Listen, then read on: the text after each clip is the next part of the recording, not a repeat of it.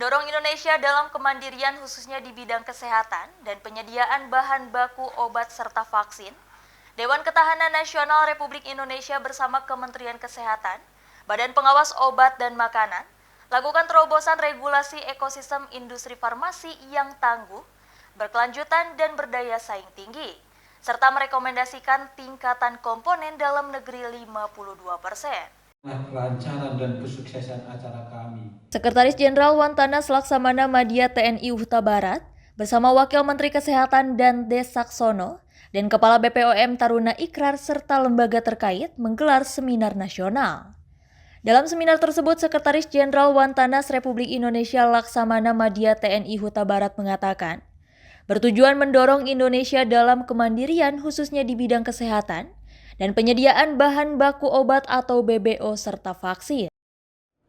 Kunci-kunci hal-hal yang perlu menjadikan perhatian dalam seminar pada hari ini, yang intinya adalah kita ingin melakukan suatu ketahanan bagi bahan baku obat dan vaksin yang tadi jadi oleh Wamen Kesehatan juga disampaikan. Ada hal lain diantaranya adalah permasalahan alat kesehatan, tapi pada seminar kali ini kita lebih memfokuskan pada bahan baku obat dan vaksin.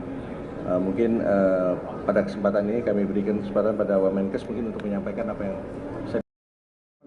Sementara itu, Wakil Menteri Kesehatan Dante Saksono menegaskan dalam upaya menurunkan angka impor bahan baku obat di Indonesia, harus adanya regulasi terobosan dari pemerintah yakni dari Kementerian Kesehatan.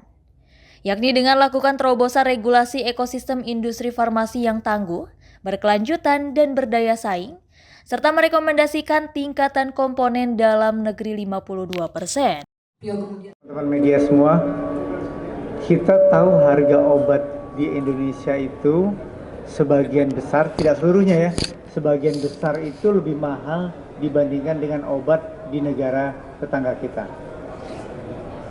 Ini kenapa bisa terjadi?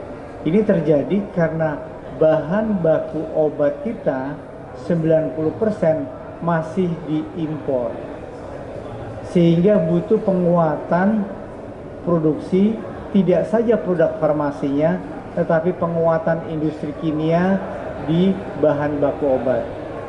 Kalau bahan baku obat bisa diproduksi sendiri, maka mudah-mudahan obat itu bisa lebih murah. Ini kita belajar, tadi saya sampaikan, dari peristiwa yang terjadi beberapa waktu yang lalu saat pandemi COVID. Kita nggak siap, kita nggak punya obat, kita nggak punya APD, kita nggak punya masker, kita nggak punya vaksin dan sebagainya. Kita harus sadar untuk membangun sebuah resiliensi atau kemandirian supaya kita tidak tergantung pada negara lain.